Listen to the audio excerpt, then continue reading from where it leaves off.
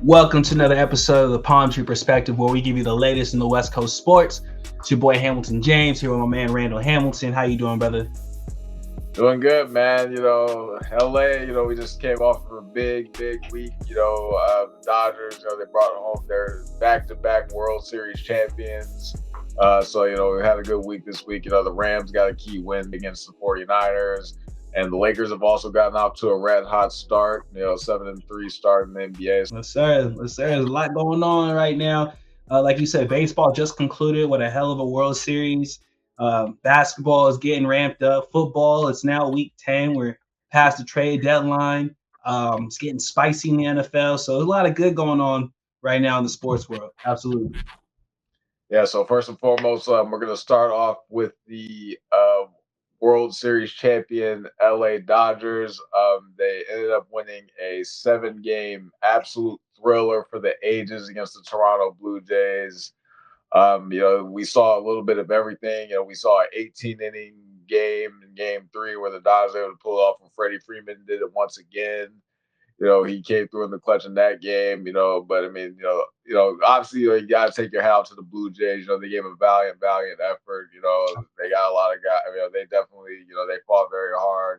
They have an absolutely dangerous lineup. Obviously, game 6, went down to the wire where, Justin Deed had to like hold his hands up on the ground, play dead to secure the dead ball. But I mean, and then Yamamoto coming through late in Game 7, man, that was just on one day's rest. After going 96 pitches in Game 6, he comes back the next day with a legendary performance to close out the game. Ham, what is your reaction to what you saw in the 7-game series with the Dodgers and being able to close it out back to back? And to be able to do what they did in Toronto to win Game 6 and 7 on the road, what is your reaction to what you saw?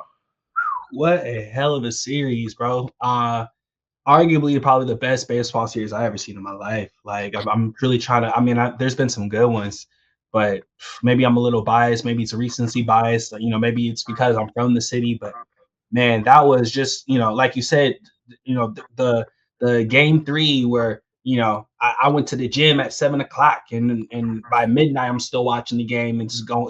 It's going on. For the Dodgers then to lose the next two and have two must-win games, win or go home, and be able to the resiliency they had to be able to overcome and win the championship. Man, it was amazing. Really, what sports needed. It's what baseball needed, honestly. It was great. What a win. I'm like, oh man, Game 6 was must win situation. Back against the wall. You give up two after the emotional high of Game 3.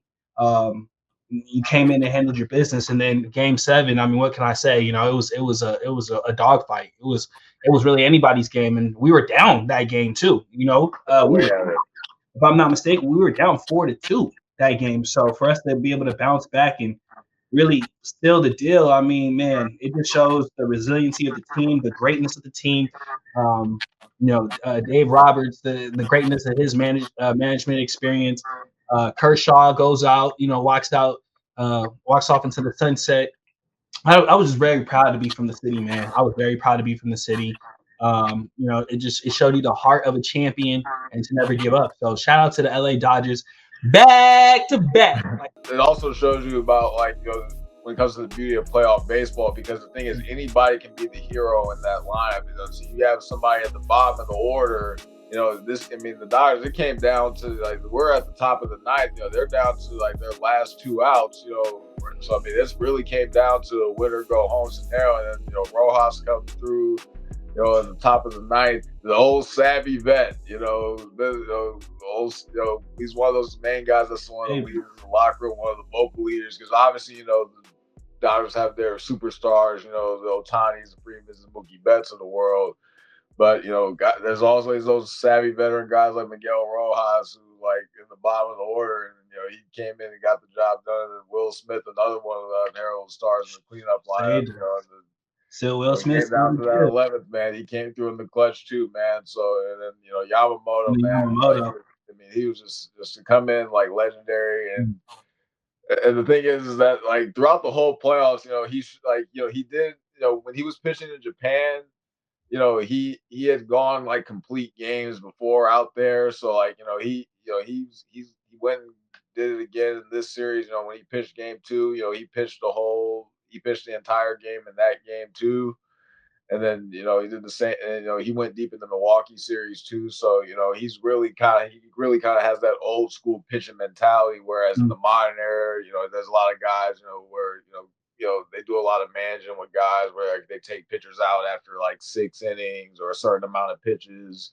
They do a lot of they do a lot of that in the modern era. To try to keep these guys' arms from going out. A lot of these pitchers have to get Tommy John surgery.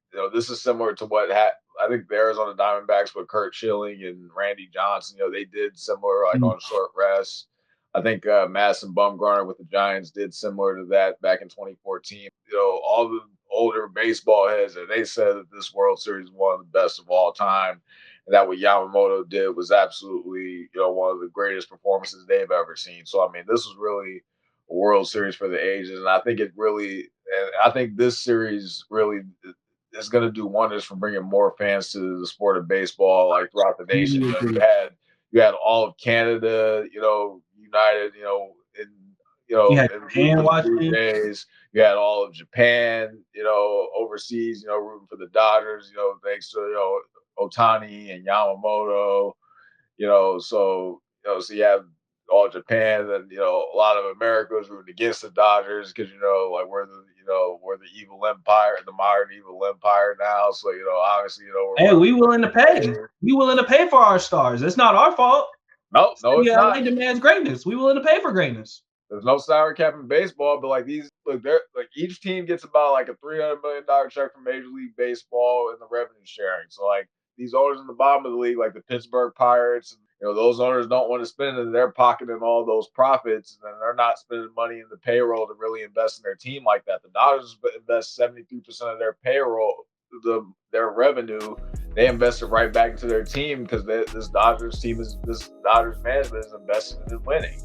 So I mean, at the end of the day, like, you could say the Dodgers are ruining baseball, but I mean, no, like those teams at the bottom, like be mad at your ownership not willing to spend that money, man. Like these are all billionaire owners, man. Like don't let them convince you that they're crying broke. You know what I'm saying?